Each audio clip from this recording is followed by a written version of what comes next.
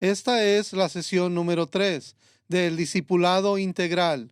Nuestro maestro será el doctor Francisco Jiménez Arias. Hola amigos, mi nombre es Francisco Jiménez. Continuamos con esta tercera sesión sobre el tema el discipulado integral. La sesión anterior estábamos discutiendo sobre la comparación que hay o la manera en cómo el término miembro y discípulo se contraponen. Y creo que es importante que continuemos con esta comparación. Vamos a iniciar hablando sobre lo que percibimos desde el punto de vista bíblico acerca de un discípulo verdadero. Como decíamos, los miembros tienen sus características, pero creo que siempre va a haber una gran diferencia cuando enfocamos al discípulo desde el punto de vista bíblico. En primer lugar, una característica de los verdaderos discípulos es que los discípulos bíblicos han aprendido a crecer integralmente en todas las áreas de su vida, a diferencia de los miembros que solamente crecen en una u otra área de su vida. Y esto es importante, porque nosotros somos cartas leídas y donde quiera que nos movemos, donde quiera que nosotros accionamos y en cualquier ambiente donde nos encontramos, sea el ambiente conyugal, el ambiente familiar, el ambiente de la iglesia o del trabajo, la gente nos está mirando.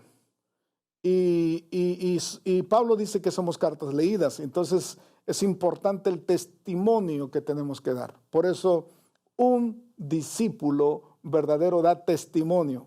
¿Cómo? Viviendo una vida integral en todas las facetas de su vida. Otra característica de un discípulo es que los discípulos adoptan el papel de siervos de Cristo. ¿Se acuerdan que decíamos que los miembros se creen dueños de la iglesia? Bueno, un verdadero discípulo jamás se va a adueñar de una congregación, siempre van a tener una actitud de siervos. Y qué importante es que entendamos que los siervos son aquellos que honran verdaderamente el llamado que Cristo nos ha hecho. ¿Se acuerda que Jesucristo nos dijo que el Hijo del Hombre no vino para ser servido, sino para servir y dar su vida en rescate de muchos? De ahí que los verdaderos discípulos adoptan la postura de Cristo, el principio de la vida del servicio. Por eso usted nunca va a encontrar a un discípulo flojo, nunca va a encontrar a un discípulo holgazán. Siempre van a estar activos, siempre van a estar dinámicos, siempre van a estar buscando la manera de hacer algo. Y cuando el pastor no lo necesita, ellos siempre están preguntándole, pastor, ¿qué más puedo hacer por la obra de Cristo? Son aquellos que se envuelven en las misiones, son aquellos que predican en las calles, en las cárceles, en los hospitales, son aquellos que quieren ir a otros países del mundo. ¿Por qué? Porque ellos quieren servir. A diferencia de los miembros que están sentados en las bancas, diríamos calentando las bancas y cuidando su lugar en la iglesia dentro de cuatro paredes. Otra característica de los verdaderos discípulos es que los discípulos toman una actitud positiva y dinámica en la congregación. Los miembros son negativos, los miembros son pesimistas, los discípulos siempre son optimistas, siempre son positivos, siempre creen que se puede hacer algo más por el Señor. Cuando el pastor da una visión, cuando el pastor comparte con la iglesia lo que Dios está poniendo en su corazón, los miembros dicen, pastor, estamos cansados de eso, no queremos eso, nosotros estamos bien, estamos cómodos. Los discípulos dicen, pastor, yo estoy con usted, pastor, yo quiero ir a donde usted va, pastor, yo quiero caminar con usted. Los verdaderos discípulos siempre están dispuestos a caminar la segunda milla. Esta es la gran diferencia entre un verdadero discípulo y un miembro. Otra característica importante es que los discípulos tienen visión aguda, espiritualmente hablando y ministerialmente. Mientras que los miembros son miopes, Los miembros no conceptualizan la importancia de una visión. Los discípulos siempre están visionando. Los discípulos siempre están mirando cosas que otros no ven. Y yo quiero decirle, amigo que me mira, que está metido en este tema, yo quiero decirle la importancia que tiene que podamos ser visionarios. Por eso es importante ser discípulos, porque cuando hacemos discípulos, estas gentes con visión espiritual harán la diferencia en la iglesia local, harán la diferencia afuera de la iglesia local y siempre serán gente que transforman a un mundo perdido. Por eso, qué importante es hacer discípulos. Otra característica de los discípulos es que los discípulos están ampliamente comprometidos con el cumplimiento de la gran comisión. Y esto es importante, porque Jesucristo nos dijo que tenemos que ir hasta el fin del mundo, hasta los cabos de la tierra. Y no hay nada más triste que encontrar congregaciones encerradas en cuatro paredes. Congregaciones que no dan fruto, congregaciones que no están interesadas en cumplir la misión que Cristo nos dio. Por eso necesitamos hoy en día enfatizar el discipulado integral, el discipulado bíblico al estilo de Jesús, a fin de que podamos lograr que la gente verdaderamente viva la vida del compromiso con el cumplimiento de la gran comisión que Jesucristo ha establecido. Otra característica de los discípulos es que los discípulos presentan una formación espiritual fuerte en términos de carácter y madurez. Decíamos que los miembros son muy endebles, los miembros dan mal testimonio, los miembros viven doble vida. Pero qué diferencia cuando encontramos verdaderos discípulos que tienen carácter, que tienen convicciones, que viven una vida virtuosa, que donde quiera que ellos se paran, dan testimonio de quiénes son y levantan el nombre de Jesucristo. Por eso es importante que cultivemos un discipulado bajo principios bíblicos. Necesitamos cristianos de carácter. Necesitamos cristianos de madurez. El mundo necesita ese tipo de cristianos. La iglesia necesita ese tipo de cristianos. De manera que necesitamos esforzarnos todos en cumplir con esta meta de ser discípulos que crezcan en carácter, en madurez y que puedan vivir un estilo de vida diferente.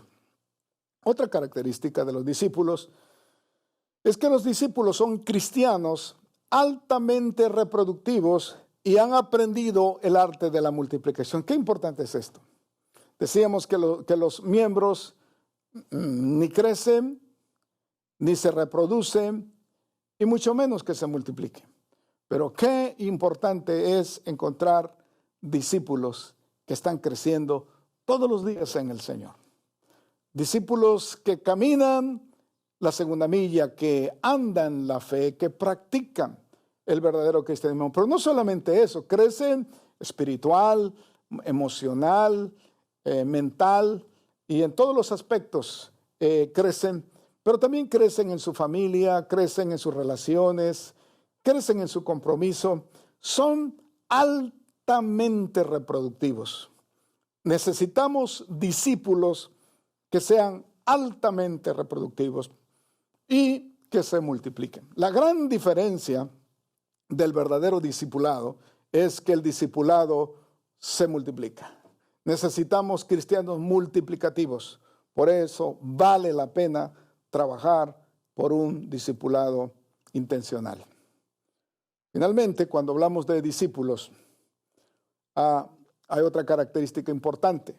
Los discípulos son en gran manera los responsables del avance, de la unidad y del crecimiento numérico de la congregación.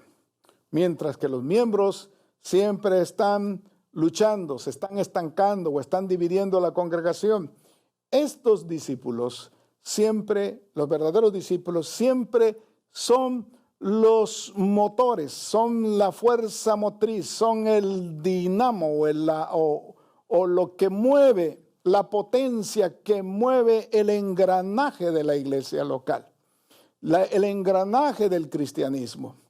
Sin discípulos no habría un mundo transformado. Por eso necesitamos discípulos, porque el verdadero discipulado es garantía de que la iglesia de Jesucristo caminará todos los días, seguirá vigente, seguirá pujante, seguirá dinámica donde quiera que esté.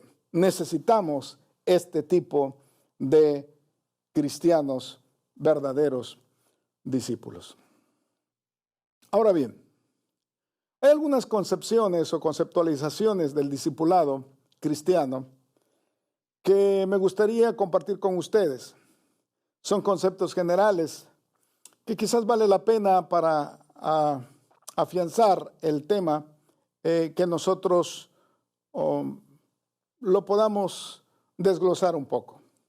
Un concepto que me gustaría compartir es este. Lo voy a leer.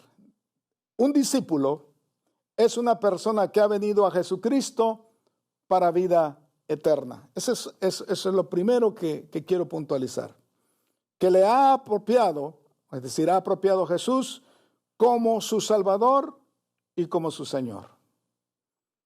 Se ha comprometido con Jesús a una vida de seguimiento en fidelidad y en obediencia. Aquí hay algunas ideas que yo quiero afirmar o quiero afianzar en este momento. Por ejemplo, la razón inicial por la cual un discípulo comienza la vida del cristianismo, la vida de seguimiento, es porque busca su salvación. Un cristiano encuentra la salvación y una vez que encuentra esa salvación, empieza la vida del discipulado. Porque déjeme decirle que el discipulado no es un evento. El discipulado no es tomar un curso. El discipulado no es entrar en un programa. El discipulado es un proceso que dura toda la vida. Es decir, desde el momento en que nosotros nos convertimos hasta el momento en que morimos, es todo un proceso de discipulado. Estamos creciendo todos los días, estamos aprendiendo todos los días y estamos viviendo la vida del discipulado todos los días. No solamente eso, sino que el discípulo ha aprendido que su responsabilidad no solamente es aceptar a Jesús como Salvador, sino obedecerle como su Señor. Cuando no entendemos esto, nuestra concepción del discipulado es muy pobre.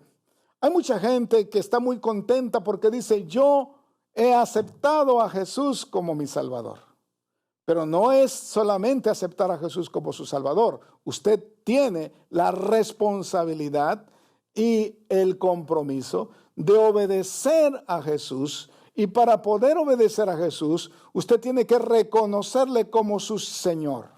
De manera que hay una gran diferencia entre tener a Jesús como un Salvador y aceptarle como un Señor. Porque cuando usted lo acepta como su Señor, usted le obedece, usted se rinde, usted se compromete, usted le sigue. Por eso, qué importante es que entendamos que dentro de esta conceptualización, si no entendemos el señorío de Jesucristo en nuestras vidas, nuestro concepto de discipulado es deficiente.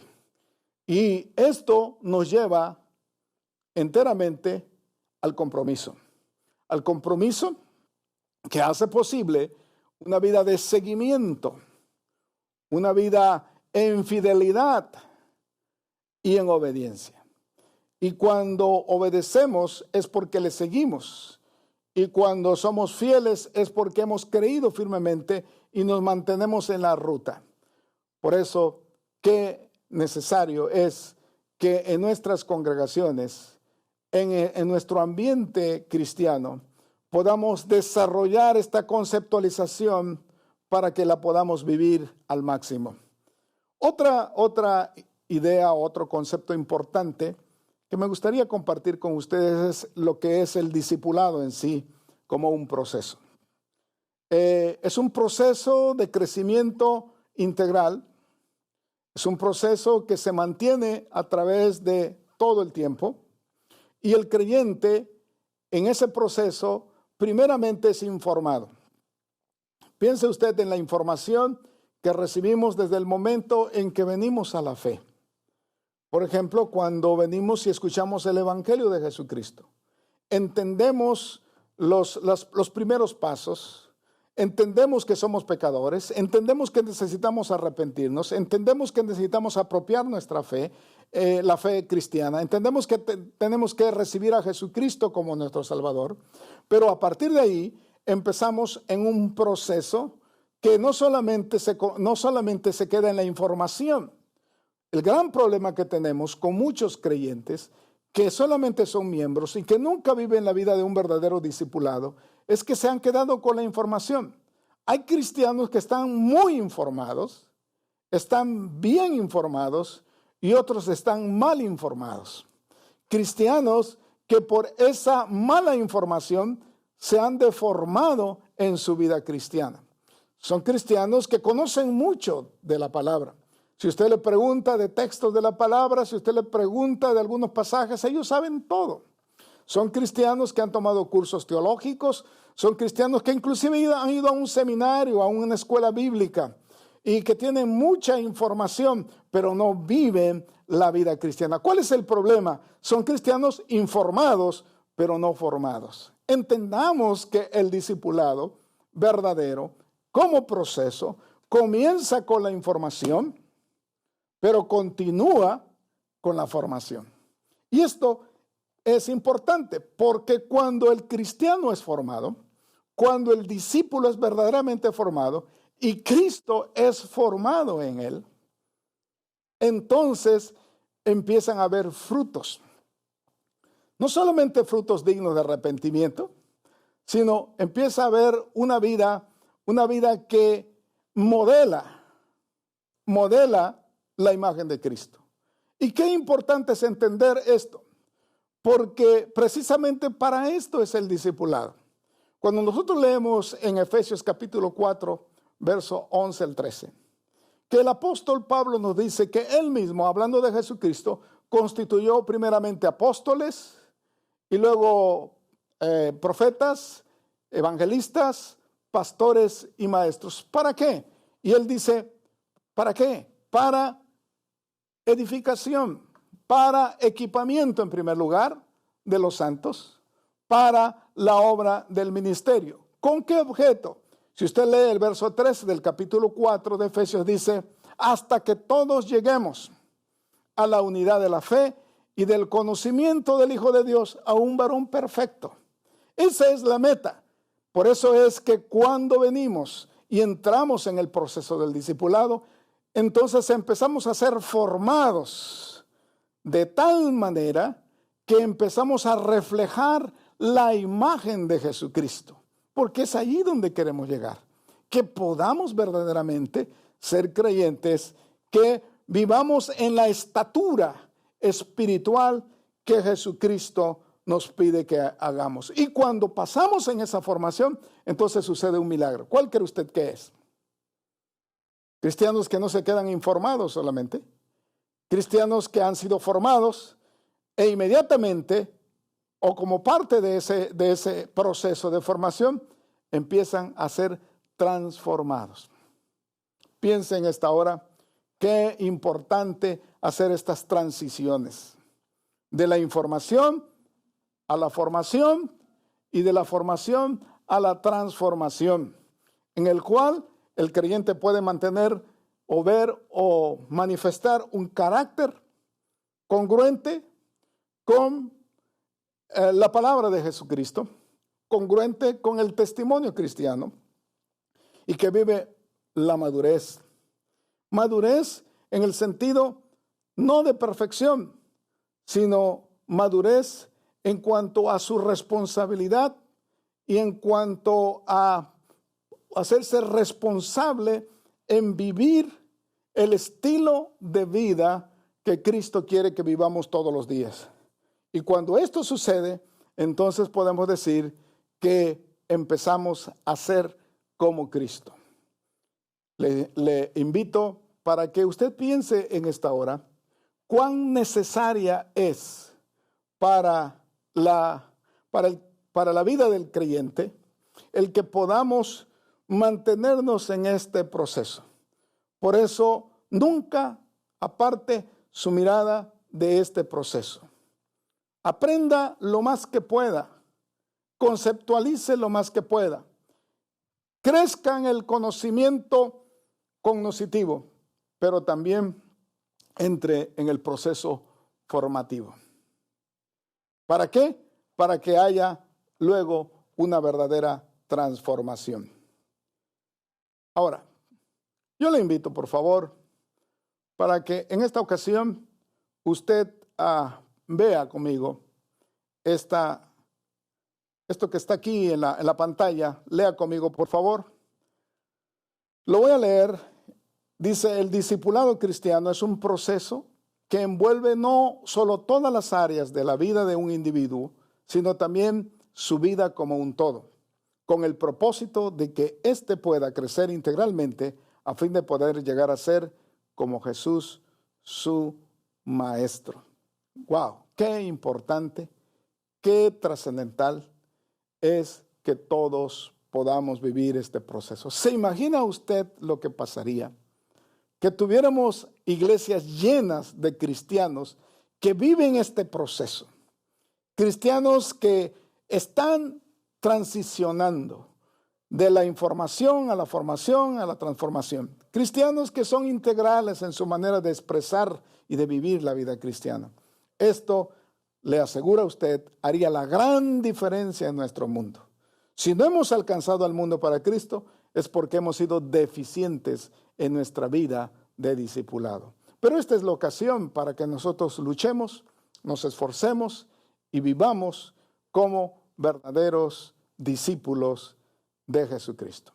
Ok, hablando de este proceso, es importante que podamos referir a la palabra del Señor en las demandas que tiene el verdadero discipulado. Por supuesto, cuando hablamos de discipulado podemos hablar de muchas demandas, pero hay básicamente 3 demandas que Jesucristo nos habla o nos muestra o nos señala en su palabra, y quisiera yo que pensáramos en esto. La llamada o el llamado a la vida del discipulado no es algo circunstancial, sino es una vida regida por imperativos, yo diría imperativos categóricos, es decir, imperativos que no pueden ser cambiados. Como punto de partida, siempre tenemos que entender que Jesucristo fue muy categórico cuando hablaba acerca de la vida del discipulado. Por ejemplo, vayamos a la experiencia de Filipos. Cuando Jesús andaba con sus discípulos, dice que llegó a un lugar llamado Cesarea de Filipos. Ahí en esa ocasión, Jesucristo hizo una pregunta trascendental a sus discípulos. Y yo creo que Jesús lo hizo intencionalmente, porque Jesús quería llegar a un punto donde los discípulos no solamente entendieran el concepto, sino que se metieran en la idea y pudieran engranar en esa idea de tal manera que ya no pudiera haber retroceso. Ejemplo de ello es cuando nosotros vemos que Jesús le pregunta a sus discípulos y le dice, ¿quién dicen los hombres que soy yo? Es una pregunta interesante, es una pregunta existencial. Él le dice a sus discípulos, ¿quiénes dicen los hombres que soy yo? Y algunos empezaron a titubear y algunos empezaron a decir, bueno, tú eres Elías, otros dicen que tú eres Juan el Bautista, otros dicen que tú eres posiblemente alguno de los profetas. Y Jesús dice, ok, eso ya yo lo sé, lo he escuchado, por ahí alguien lo ha dicho. Jesús Estoy seguro que escuchó muchas veces estos conceptos que tenían acerca de él. Pero Jesús le interesaba saber cuál era el concepto de sus discípulos, cómo lo entendían los discípulos. Y es por ello que Jesús les pregunta una segunda vez y le dice, pero ¿ustedes qué dicen? ¿Quién dicen ustedes que soy yo? Y nadie le pudo responder, excepto el intrépido Pedro, el que siempre estaba dispuesto a arriesgar el pellejo, el que siempre estuvo dispuesto a quedar en ridículo o a actuar de una manera que a lo mejor no era la más apropiada, o a responder que a veces cosas que a lo mejor no encajaban con la verdadera pregunta, pero en esta ocasión le dio al clavo. En esta ocasión respondió correctamente. Y cuando la pregunta llega, él es el primero en decir, tú eres el Cristo, el Hijo del Dios viviente. Y ahí encontramos la respuesta de Jesús. Y le dice, bienaventurado tú, Simón, hijo de Jonás, porque no te lo reveló carne ni sangre, sino mi Padre que está en los cielos. Bueno, usted dirá, ¿y qué tiene que ver esto con el discipulado? Déjame decirle que este fue la entrada o fue el punto que Jesús utilizó para enseñarles a ellos que habían alcanzado una nueva revelación, que habían entendido que Jesucristo era el Hijo del Dios viviente. Ahora ellos tenían que entender que no estaban siguiendo a cualquier hombre y que si estaban siguiendo al Hijo de Dios, si estaban siguiendo a Jesús, no solamente como el guiador y el maestro, sino también como el Salvador y como el Señor, ellos tenían que entrar en un proceso llamado discipulado. ¿De dónde sacamos esto? Bueno, encontramos que Jesús, si usted sigue leyendo la palabra del Señor en ese pasaje, usted va a encontrar que Jesús les dice, miren, dentro de poco el Hijo del Hombre va a ser entregado en manos de pecadores, va a ser llevado, va a ser abofeteado, y entonces muchos se van a escandalizar. Pero una cosa importante que Jesús menciona aquí es precisamente el llamado y el desafío al discipulado. Y Él les dice, desde entonces, dice el evangelista, comenzó Jesús a decirle a los discípulos estas palabras. Todo aquel que quiera venir en pos de mí, niéguese a sí mismo, tome su cruz cada día y sígame. Solamente los verdaderos seguidores de Jesús pueden ser capaces de confesarle como el verdadero Cristo. Solamente los verdaderos seguidores de Jesús son aquellos que están dispuestos a seguirle. Este desafío, por supuesto, fue hacia la vida de un verdadero discipulado, lo cual implica al menos 3 demandas, 3 imperativos, los cuales me gustaría remarcar en esta ocasión. En primer lugar, la primera demanda, el primer imperativo que Jesús le pone a sus discípulos es la renuncia. Niéguese a sí mismo. ¿Usted se ha encontrado alguna vez con el dilema de negarse a sí mismo? Yo lo he encontrado todos los días. Lucho con mi carne. ¿Por qué? Porque el discipulado cristiano demanda en primer lugar la negación del ego. Negarse a sí mismo no es fácil, porque nuestro ego se resiste. Nuestro ego se opone a todo lo que es negación. Y Jesús lo sabía. Por eso le hace este desafío a sus discípulos. Esto implica, la renuncia implica, o la negación, perdón, implica una renuncia incondicional, con la única intención de llegar a ser un verdadero discípulo de Jesús. ¿Cuál es el objeto de negarnos? El objeto de negarnos es que podamos ser verdaderos discípulos de Jesús, porque nadie que no está dispuesto a negarse podrá jamás llegar a ser un verdadero discípulo de Jesús. Es imposible ser discípulos, llegar a ser un verdadero discípulo sin la renuncia, sin la negación.